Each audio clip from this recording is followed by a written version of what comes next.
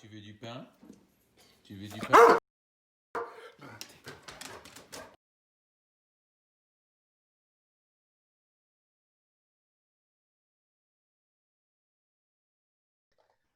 Coucou Marc, Bonjour Sabrina.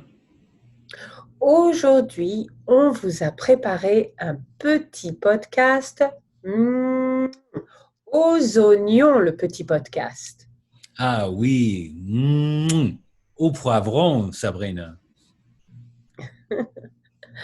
Alors, Marc, est-ce que tu veux continuer notre conversation à propos de ma vie antérieure à Paris, de ma vie de jeune fille et d'enfant, etc. Absolument, Sabrina, parce que j'ai hâte d'entendre cette histoire de comment, si je me souviens bien, on t'a mis à la porte du lycée, c'est ça?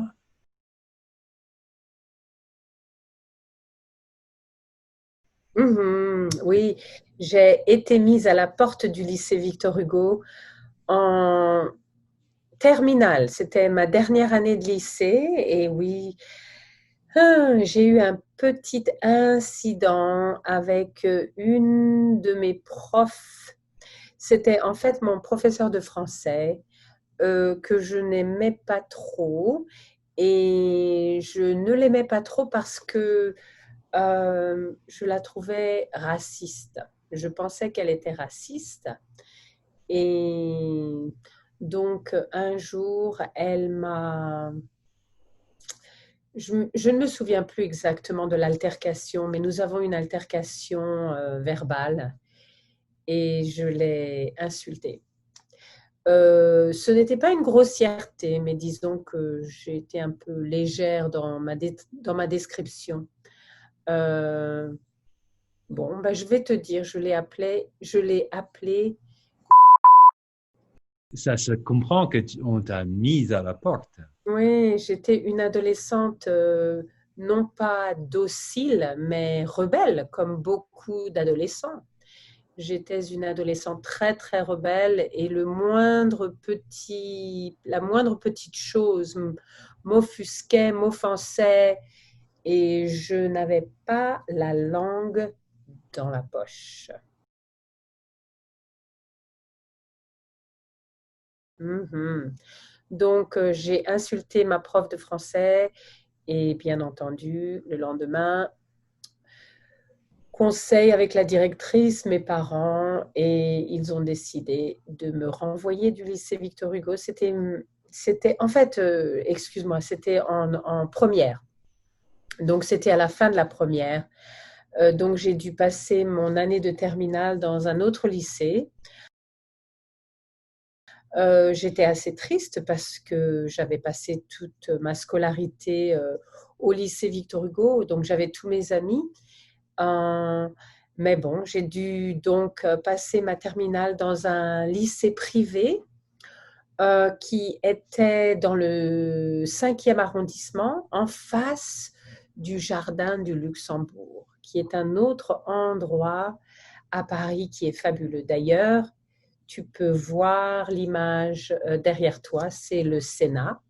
Et donc, le Sénat est derrière le Jardin du Luxembourg, fait face au Jardin du Luxembourg. Et donc, j'allais beaucoup dans ce jardin, le Jardin du Luxembourg, qui est un jardin magnifique, avec un bassin au milieu, avec des bateaux. Les enfants vont mettre leurs petits bateaux téléguidés et c'est formidable. C'est un superbe parc. J'aime beaucoup les parcs à Paris. J'ai déjà parlé du parc du jardin de la Place des Vosges, le jardin du Luxembourg. Il y a beaucoup de jardins magnifiques à Paris. Donc oui, j'ai passé ma dernière année terminale dans un lycée privé euh, du 5e ou du 6e arrondissement. J'ai oublié, c'est soit le 5e, soit le 6e. On ne peut pas vraiment rentrer dans tous les détails de cette dispute que tu as eue avec ce professeur, mais peut-être qu'un un autre jour, on pourrait en parler parce que je ne sais pas, hein, c'est le genre de choses dont on essaie qu'on essaie d'oublier, en fait, je pense, non? Oui, oui. Moi, Ouais. je n'ai pas oublié parce Mm. que ça m'a beaucoup marqué. Mm. Et malgré tout, malgré mon côté rebelle, j'étais attristée à l'idée de quitter mes amis et de me retrouver dans une nouvelle école. En plus, ma dernière année, mais bon. Mais bon, ça a été en fait une expérience fantastique, cette école privée. J'ai eu des professeurs magnifiques, dont un professeur de philosophie qui m'a complètement inspirée. J'ai lu beaucoup de philosophie. Donc, j'ai fait un bac A4. Alors, A4, c'était un bac littéraire euh, avec 3 langues vivantes. J'apprenais donc l'anglais, le russe et l'italien. Et donc, il y avait une épreuve de philosophie qui était très importante. Euh, et donc, ce professeur de philosophie, par exemple, m'a beaucoup inspiré. J'ai lu beaucoup de philosophie. J'ai lu Spinoza, Kant, enfin beaucoup, Freud,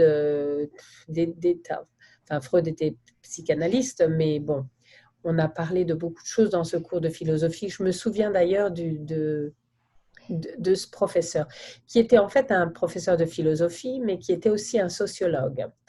Et c'est lui qui m'a donc introduit à Freud, introduit. Évidemment, en un an, on ne peut pas étudier Freud à fond, mais c'est lui qui m'a introduite donc à Freud et à la psychanalyse. Et je me souviendrai toujours de cette histoire qui nous a raconté. Et en fait, son cours, c'était souvent des histoires, au travers d'histoires. Et ça, c'était formidable, vraiment formidable, parce que quand tu écoutes des histoires, c'est toujours intéressant, quoi. Et donc, il nous parlait de l'histoire. Il avait une petite fille, il était marié, c'était un homme, il avait la trentaine, peut-être la quarantaine. Euh, et il avait une petite fille de 3 ou 4 ans. Et je me souviens qu'il nous racontait que le matin, elle venait dans leur lit, lui et sa femme, se mettre au milieu entre lui et sa femme, si tu veux, et, euh, et nous a donc expliqué au travers de cette histoire le complexe d'Oedipe et le fait que sa petite fille euh, était jalouse de sa maman, qu'elle était sa rivale. Et au travers de cette histoire, il nous a parlé du complexe d'Oedipe et de l'histoire de l'humanité. C'était fantastique. C'était un cours fantastique qui m'a beaucoup, encore une fois, beaucoup inspiré. D'ailleurs, mon épreuve de baccalauréat, j'ai eu une super note en philosophie parce que ce cours m'avait fascinée. Est-ce que tu pourrais peut-être parler un peu du fait que en France, par exemple, au Mhm. lycée, Mhm. on a la philosophie, et alors que je connais très peu de lycées aux États-Unis qui ont comme matière la philosophie. Mhm. Oui, écoute, je pense que l'éducation française, enfin, quand moi je- j'étais au lycée, c'était ce qu'on appellerait ici peut-être le cursus classique, si tu veux, où on est introduit à beaucoup de choses, à l'histoire, la littérature, la philosophie, la géographie, euh, même le latin. Moi, j'ai fait une année de latin en cinquième, j'aurais pu continuer. Euh, donc oui, maintenant je ne sais pas si ça a beaucoup changé, je pense que ça a dû changer. Mais oui, à l'époque, c'était normal en terminale de faire une année de philosophie. Et je pense, je ne me souviens plus très bien, Marc, mais moi j'étais bon, je passais un bac littéraire si tu veux, mais même pour les bacs scientifiques, je pense que c'était obligatoire en dernière année, en terminale, de faire de la philosophie. Si mes souvenirs sont bons, je pourrais me tromper, hein. Mhm. Et puis, oui, j'ai aussi, dans mes cours de maths, j'ai aussi fait des statistiques. Je ne sais pas si on fait des statistiques au lycée maintenant, mais j'ai eu un cours de statistiques. Euh, donc oui, c'était vraiment une éducation classique, hein, vraiment avec beaucoup de cours hyper intéressants. Et bon, évidemment, c'était pas, on ne pouvait pas aller en profondeur, mais ça t'ouvrait sur un monde nouveau. Et si tu voulais continuer, tu avais au moins eu des petits aperçus, si tu veux. Donc, oui, non, j'ai gardé, Marc, d'excellents souvenirs de ma scolarité, d'être allée au lycée à Paris et de tous les cours que j'ai suivis. J'ai gardé d'excellents souvenirs. Est-ce que tu dirais, moi, c'est simplement une impression que j'ai des adolescents, des lycéens en France, mais j'ai l'impression, et basée encore une fois simplement sur mes expériences, mes propres expériences qui sont assez limitées, mais j'ai l'impression que les ados en France grandissent un peu plus vite. Peut-être que les enfants sont beaucoup plus grondés en France, mais que les adolescents sont Mhm. beaucoup plus libres en Mhm. France. Complètement. Et quand on voit ils font de la philosophie en terminale et que pour nous, en Amérique, c'est soit c'est à l'université, soit c'est absent complètement de notre curriculum, de Mhm. nos programmes de cours. Mhm.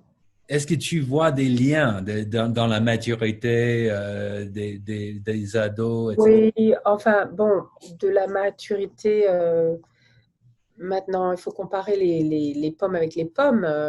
Maintenant, je ne sais pas les adolescents, mais oui. Euh, Tu parlais tout à l'heure de Freud. Quand est-ce que les Américains apprennent de Freud? Oui, mhm. on sait qui c'est et Mhm. sûrement il y a des Américains qui étudient Freud, mais Mais euh, pas au lycée, mais pas au non, lycée. pas Non. non. Ouais. Oui, oui, je pense que euh, il y avait une certaine maturité. C'est vrai que quand on voit des enfants français, bon, quand, encore une fois, mes neveux, mes nièces sont ici maintenant, donc je ne peux pas vraiment comparer. Bon, j'ai beaucoup de cousins, j'ai encore beaucoup de familles, une grande partie de ma famille en France, mais comme j'habite ici, je ne les vois pas grandir forcément, donc je ne peux pas faire des comparaisons, mais c'est vrai que les enfants français, à mon époque, donc il y a 30 ans, tout ça, étaient beaucoup plus mûrs, les enfants, oui. C'est vrai ils étaient, je ne sais pas si c'est dû à la discipline ou, euh, mais c'est vrai que étant petits, ils sont plus disciplinés et c'est vrai que à 18 ans, j'ai l'impression que nous étions beaucoup plus mûrs que, par exemple, mes élèves que je vois aujourd'hui qui ont 18 ans. Certains sont mûrs, Marc, mais c'est une maturité qui est due à leur peut-être leurs conditions socio-économiques, si tu veux. Ils sont obligés d'affronter le monde du travail à un jeune âge parce qu'ils n'ont pas le choix. Donc forcément, ils sont obligés de mûrir rapidement, alors que ce n'était pas le cas quand j'avais 18 ans. Oui, bon, évidemment, j'ai travaillé l'été, oui. J'avais des petits boulots l'été, mais dans l'année, quand j'allais au lycée, je n'ai jamais travaillé. Personne aucun de mes amis ne travaillait. Hmm. Aucun de mes camarades de classe ne travaillait euh, au lycée, alors que moi, je vois mes lycéens qui commencent à travailler à 14, 15 ans, 16 ans, qui travaillent dans des restaurants, dans des magasins, alors que nous, à l'époque, on allait au lycée, on ne travaillait pas, quoi. Le travail, c'était simplement l'été. du travail d'été pour gagner de l'argent de poche. Oui, donc effectivement, les adolescents américains que je connais, si tu veux, puisque j'enseigne dans un lycée urbain, certains sont assez mûrs, mais ils sont mûrs, c'est une maturité différente.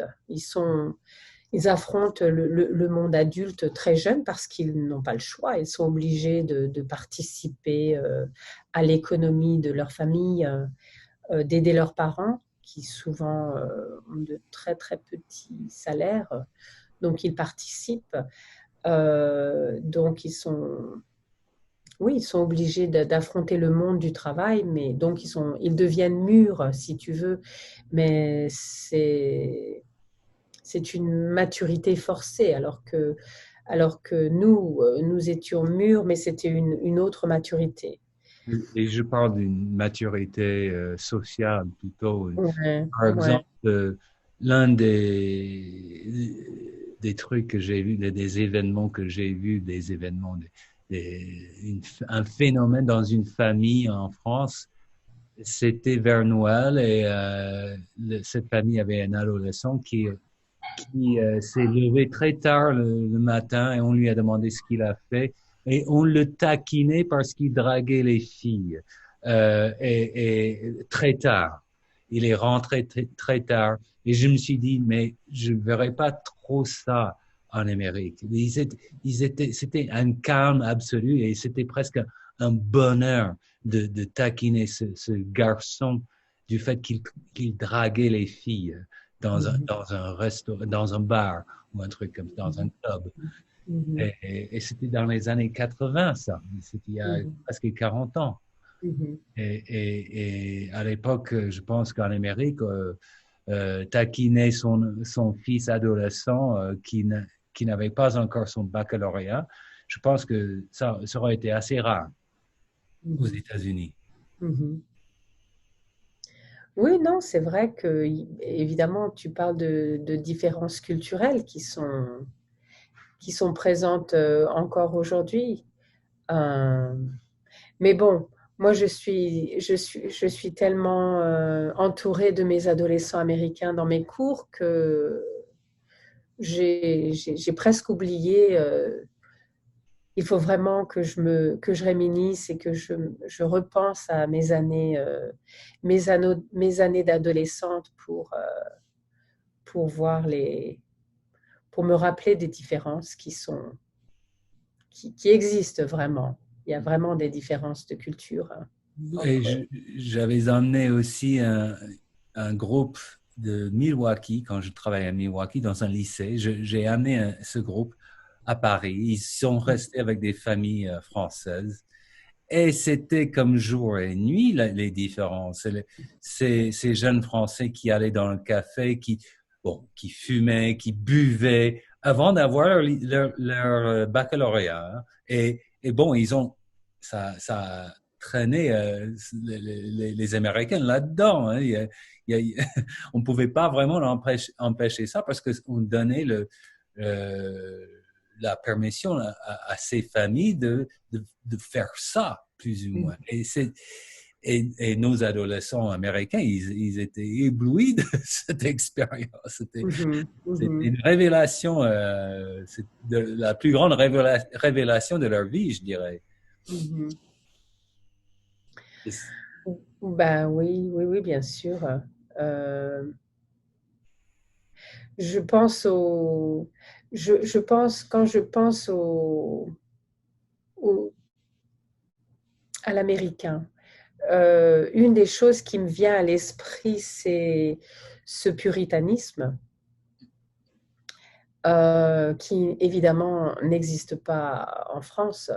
Les Français ne sont pas puritains, si tu veux. Et je pense que ce puritanisme est vraiment ancré dans, dans les mœurs et les adolescents sont forcément puritains, quoi. C'est quelque chose dans leur ADN, si tu veux. Et donc, quand ils viennent en France et qu'ils voient que les Français sont beaucoup plus affranchis, sont beaucoup plus ouverts, sont beaucoup moins puritains, si tu veux. Euh, pour moi, ça, c'était un choc de culture, hein, de voir tous ces tabous, tous ces tabous. Il y a tellement de tabous chez les Américains et tu vois ça évidemment dans la jeunesse. Oh, mais j'ai travaillé, j'ai traduit un discours d'un prof français de religion quand j'habitais à Metz. Et lui et sa femme étaient profs, les deux. Et ils m'ont invité chez eux pour déjeuner.